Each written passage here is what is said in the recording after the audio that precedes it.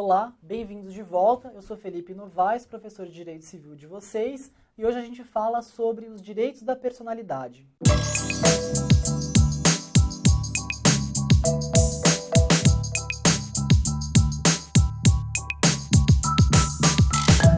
Bom, esse é um assunto de grande relevância e que cada vez mais vem ganhando destaque nos nossos ordenamentos, tanto brasileiro quanto os mundiais, na jurisprudência, em discussões doutrinárias e etc. Conforme a gente vai verificando que houve um aumento substancial na interação entre as pessoas, o surgimento de mecanismos de comunicação em massa e que cada vez mais está em voga a proteção a direitos personalíssimos e a tutela que o Estado tem que realizar sobre eles, o assunto do direito da personalidade emerge com maior importância e a ele deve se dedicar uma maior profundidade.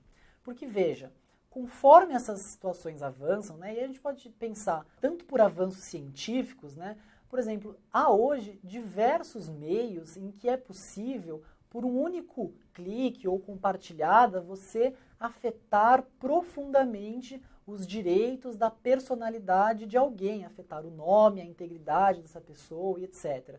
E então, é importante que o sistema e o ordenamento jurídico sempre caminhem e avancem e evoluam conforme as necessidades que as situações fáticas vão trazendo, também vão pedindo mais respostas e vão evoluindo desse ordenamento jurídico.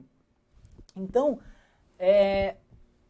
esse conceito de personalidade, definição dos direitos, que tem bastante a ver aquilo que a gente tratou logo nas primeiras aulas do curso, eles foram se construindo ao longo do tempo e por meio de diversas evoluções. E a gente pode notar que quanto mais o Estado se preocupa com o indivíduo, tem direitos sociais fundamentados na Constituição e etc., isso é positivado, mais ele vai se ater à preocupação com esses direitos da personalidade. Então, o que a gente pode dizer é que conforme o sistema vai ficando mais protetivo, mais os direitos da personalidade serão garantidos. A doutrina em relação a essa origem, a essa evolução histórica, costuma se dividir em três correntes. A primeira dela é a jusnaturalista, e ela vai dizer o seguinte: olha, os direitos da personalidade do homem são inatos a todos os seres humanos, ou seja, são carreados por ele em decorrência do fato de existirem enquanto pessoas, e não porque o ordenamento jurídico assim instituiu. É justamente o contrário do que a corrente positivista vai dizer. Então veja, a gente tem a jusnaturalista que vai dizer isso, e a positivista. A corrente positivista vai dizer que os direitos da personalidade existem em razão do e nos termos do ordenamento jurídico, ou seja, é com a positivação, por meio da produção das normas, que a gente vai conseguir extrair a origem dos direitos da personalidade. E elas seriam, portanto, inerentes a cada ordenamento jurídico. E existe uma corrente que diz que não, na verdade, o que vale é uma teoria mista.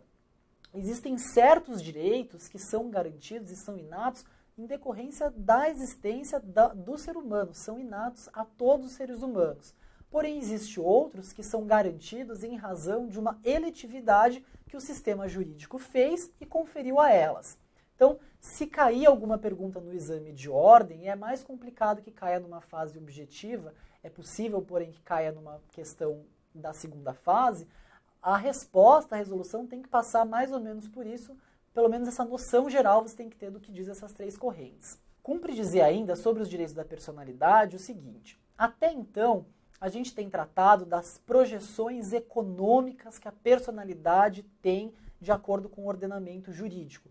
O nosso foco, portanto, tinha sido completamente por esse viés patrimonial. Então, o que vai poder fazer, quais são os atos da vida civil que pode ou não praticar, e se morrer, e se sumir. Até então tem sido isso. Agora, esse tema dos direitos da personalidade, ele vai estar mais relacionado a direitos personalíssimos e que vão alcançar as relações existenciais dos seres humanos. Então, esses direitos existenciais, eles vão correr pareados àquela projeção econômica que a gente está vendo. mas tanto uma proteção quanto outra, e a gente vai ver depois na caracterização, as diferenças e as minúcias desses direitos da personalidade, que são super relevantes. E a gente vai entender o porquê que é muito fundamental o estudo dessa espécie de direito. O fundamento maior dos direitos da personalidade se encontra na Constituição Federal, em seu artigo 1º, que vai instituir a dignidade da pessoa humana. Esse é o dispositivo mais abrangente e mais importante do nosso ordenamento nesse tocante. E é a partir disso, e para efetivar, então veja, a Constituição ela tem um viés muito principiológico nesse sentido. Então ela estabelece que tem a dignidade da pessoa humana e ela insere isso no nosso ordenamento de uma forma genérica. A partir disso, o legislador ordinário, na produção de suas normas que decorrem da Constituição ou por ela foram recepcionados, o legislador, em sua competência típica, que é a produção das normas, das leis, ele vai tentar efetivar o máximo possível que aquelas disposições principiológicas, amplas, genéricas, sejam cumpridos. E o Código Civil vai tratar disso, fornecendo regras mais objetivas e que efetivam os direitos da personalidade e nesse sentido, da própria existência digna da pessoa humana no Código Civil, especialmente nos seus artigos 11 ao 22. Então veja, o legislador dedicou 11 dispositivos, do 11 ao 22, para tratar desse tema. Mas é sempre importante que a gente veja esse fundo constitucional todas as vezes que estivermos interpretando essas normas do Código Civil, porque o seu fundamento maior está justamente ali na nossa Carta Magna de 88. O primeiro assunto polêmico que a gente vai entrar nessa aula introdutória é justamente em relação ao nascituro. A gente já falou um pouco dele quando a gente disse em capacidade, em existência e tudo mais, mas é importante que agora a gente discorra de uma forma um pouco mais aprofundada e quais são as consequências que ela trazem para o ordenamento jurídico. Existem 3 correntes que merecem destaque e que você precisa conhecer e estar preparado para o exame de ordem, que vão dizer exatamente sobre a existência, em que momento e qual a relação disso para o ordenamento em relação ao nascituro. A primeira dessas correntes, vejam, é a natalista.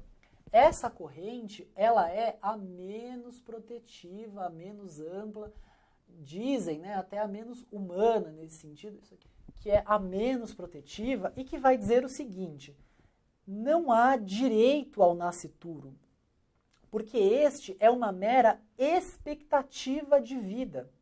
Então ela não vai conferir nenhum tipo de proteção ao nascituro. Ora, não há vida ali, há uma expectativa de que o nascituro, ao nascer com vida, aí sim ele vai passar a ter relevância para o ordenamento. A outra corrente, ela é a corrente condicionalista. A corrente condicionalista vai dizer, veja, não é assim. Os nascituros possuem direitos da personalidade, que são esses que a gente vai tratar aqui. Então aqui ele vai dizer, possuem direitos da personalidade. Contudo, os direitos patrimoniais vão ficar condicionados, daí condicionalista, ao seu nascimento com vida. Então aí eles já dizem, olha, não é só uma expectativa de vida. Esse sujeito ele já pode ser titularizado nos direitos da personalidade, que são direitos protetivos, têm fundamento constitucional, fundamentados na dignidade da pessoa humana. Contudo, todos os seus direitos patrimoniais vão ficar condicionados ao fato dele ter nascido ou não com vida. Além disso, existe a teoria concepcionalista. Essa é a terceira teoria. O que ela vai dizer? Essa que é a que dizem que é a mais protetiva e, para os que assim entendem, a mais humana das correntes. E ela vai dizer o seguinte: os nascituros têm os direitos da personalidade e patrimoniais desde a sua concepção. Bom, apresentei as 3 correntes, natalista, condicionalista e concepcionalista, mas a gente vai tentar valorar isso agora na forma um pouco mais prática, como isso pode ocorrer no ordenamento e como o examinador da OAB pode te cobrar. A gente tem que ter em mente o seguinte: o nosso legislador ele vem caminhando no sentido de acolher a teoria condicionalista.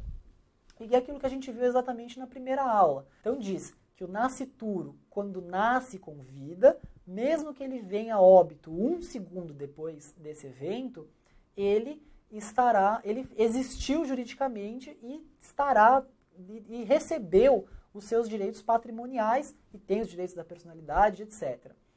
Agora, se foi um natimorto, ou seja, se ele não nasceu com vida, então juridicamente ele não recebeu personalidade jurídica e, portanto, a gente viu a consequência disso no caso sucessório, em um caso ou outro muda tudo, né? Pode mudar toda a situação de como os bens ficarão. Então, por essa corrente, ele vai determinar que os direitos patrimoniais eles só vão existir com o nascimento com vida. E o nosso poder judiciário vem caminhando no sentido cada vez maior de reconhecer a teoria concepcionalista. Então, ele vai reconhecer certos direitos da personalidade e também alguns direitos patrimoniais desde a concepção. Ainda é uma jurisprudência que está se sedimentando. Existem casos ainda com um viés personalista muito forte. Vou dar 2 exemplos para vocês. O primeiro é um caso em que o STJ reconheceu a possibilidade, isso é recente, foi inclusive bem divulgado e confirmou essa possibilidade, do nascituro sofrer danos morais. Olha só, então ele conferiu um direito, mas veja que ainda é um viés com os direitos da personalidade muito forte.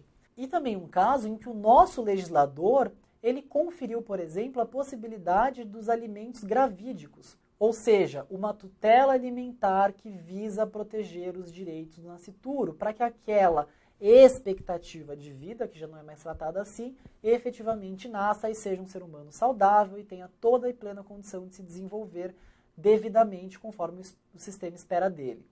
Ademais, sobre isso, teve um grande avanço que a gente pode citar aqui, que é importante que vocês conheçam, depois vão ao texto desse enunciado que eu vou falar agora, que é muito importante e pode ser objeto de questão também, que é o enunciado 1 da primeira jornada de direito civil e que reconheceu que o natimorto, então veja que a legislação atribuiu a não existência de direitos patrimoniais, nem da personalidade, etc., que tem direito ao nome, imagem e sepultura assegurado pelo nosso sistema. Então depois é importante que vocês conheçam Então depois é importante que vocês conheçam e se interem desse posicionamento, desse enunciado que eu acabei de citar.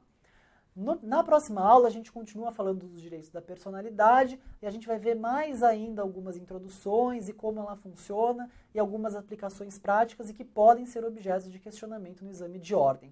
Mais uma vez, peço a ajuda de vocês, compartilhando, curtindo, se inscrevendo, divulgando e espero vocês na próxima aula. Muito obrigado, até lá!